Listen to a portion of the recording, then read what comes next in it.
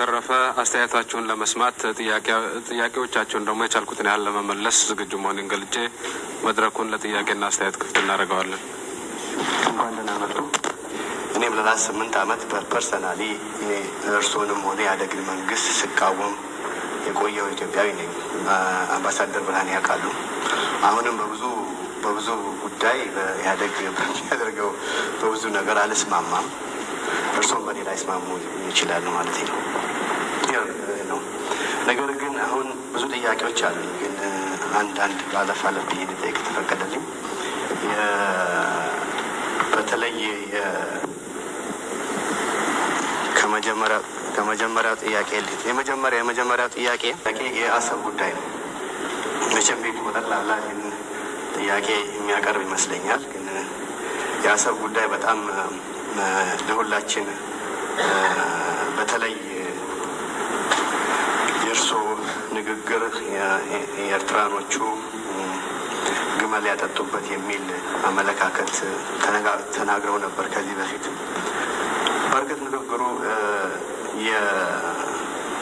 የኢትዮጵያ ካልተጠቀመችበት አሰብ የግመል ማጠጫ ይሆናል የሚል ነገር ነው ይመስለኛል አባባሉ። ግን ኤርትራኖች ደግሞ ከግመል ማጠጫ ሌላ ሊጠቀሙበት የሚችሉት ኮንዲሽን ይፈጠር ይሆናል።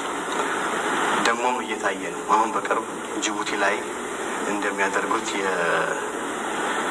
የጅቡቲን ወደብ በኮንትራት ደረጃ ተሰጥቷል ለሌላ አረብ መንግስት። እነዛ ሰዎች አሁን ኢትዮጵያን በፈለጋቸው መንገድ ታክስ ሊያረጉ ረፉ አትረፉ ደሩ አትደርጉ ለማለት የሚችል መብት አላቸው። ኳታር በእርግጥ ያውቁት እንደሆነ አላውቅም። ኳታር ምን ብሏል? እና ነገ ደግሞ ግብጾቹ ናቫል ቤዝ ሊያደርጉት የሚችል ኮንዲሽን አለ በአሰብ ደረጃ ላይ እና ብዙ የሚያከራክር ነገር ስላለ ደግሞ እርስዎ ሆነ በቅርቡ በኦክቶበር ላይ የኢትዮጵያና ይሁን የኤርትራ ምን ይፈረማል የሚል ነገር ሰምቻለሁ። እና ይሄ የኮሎኒያል ትሬቲ ምን ያህል ሪሊ ይህንን ስምምነት ኢትዮጵያን በተለይ ባህር አልባ ያረጋት እንደሆነ ማረጋገጫ እንዲሰጡን እንፈልጋለን። ምክንያቱም ከሴኪሪቲውም በላይ የኢትዮጵያ አንድ መኪና ሰርቶ በር ማጣት ማለት ነው የአሰብ ጉዳይ ለኢትዮጵያ ሕዝብ።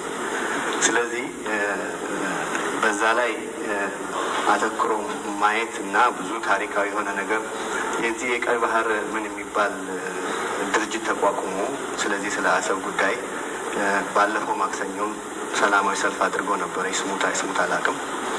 ወደ 20 ፔጅ የሚሆን ዶኩመንት ለስቴት ዲፓርትመንት አቅርቧል። አይ ቲንክ ኤምባሲ የሚደርሰው ይሆናል እስካሁን ድረስ እና ያንን ዶኩመንት አትሊስት አይቶ ህዝቡም እንዲመክርበት የኢትዮጵያን ፓርላማው እንዲያየው እንደ ህዝብ ያልመከረበት ያልፈለገው ነገር ሴግኔት ዝም ብሎ በመንግስት ብቻ ሳይን ተደርጎ ምን ያለ ነገር ወደፊት አስቸጋሪ ሊያስጠይቅ የሚችል ነገር ስለሆነ በዚህ ላይ ቢያስቡበት። ወይንም ኢትዮጵያ ዚስ ታይም ጦርነትን መግባት አትችልም፣ አሰብንም መዋጋት አንችልም፣ በጣም ችግር አለባት፣ ደሀ ሀገር ነች፣ ኤርስ ጨርሳታል፣ በሽታ አለባት እስከተባለ ድረስ ይሄ አሁን አትሊስት አንፈልግም ማሰብን የሚል ነገር ትቶ ወደፊቱ ትውልድ እንደገና አንስቶ የመከራከር እድል እንዲኖረው የሆነ ሲግኔቸርም ሆነ ዶክመንት ላለማድረግ የሚቻልበት መንገድ ካለ ያንን የኢትዮጵያ መንግስት ቢፈልግ ከነዚህ ኮሚቴዎቹም ጋር ደግሞ የሆነ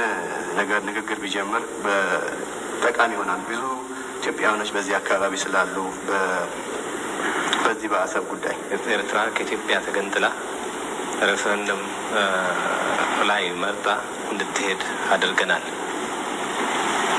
አሁን ደግሞ የደቡብ በኤርትራ ክልል ውስጥ ያለው የደቡብ ኤርትራ ግዛት ውስጥ የሚገኘው ኢትዮጵያውያኖች አቶ ዮሴፍ በጠቀሰው ቦታ አካባቢ ማለት ነው ያሉ ኢትዮጵያኖች ኢትዮጵያዊነታቸውን መርጠው ኢትዮጵያዊነት ፍላጎታቸው እንዲያለ የኢትዮጵያዊነት መብታቸው እንዲጠበቅ በኤርትራ ሬፈረንደም ላይ ምንም አይነት ተሳትፎ አናደርግም ብለው ከኢትዮጵያ ጋር መዋሃድ እየፈለጉ እያለ እኛ ደግሞ የእነዚህን ሰዎች መብታቸውን እንዲጠበቅ ሳናደርግ አሳልፈን እንድንሰጥ ተደርጓል እስከዛሬ ድረስ እና እነዚህ ሁኔታዎች አሁንም ኢትዮጵያ ከኤርትራ ጋራ በወደብ ድርድር ላይ ስለምትገኝ የኢትዮጵያ ሕዝብ ፍላጎቱ በዛ አካባቢ ያለው የኢትዮጵያውያኖች መብታቸው ተጠብቆ ከኢትዮጵያ ከእናት ሀገራቸው ጋራ ጎን ተሰልፋ ወደፊት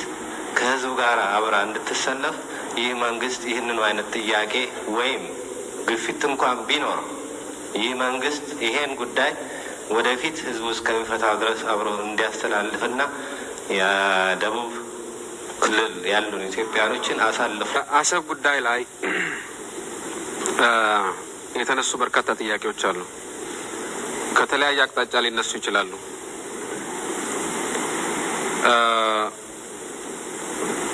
አንደኛ የባህር በር ያስፈልገናል። ይህን የባህር በር ማግኘት አለብን። ሲሆን በሰላም ካልሆነም በጉልበት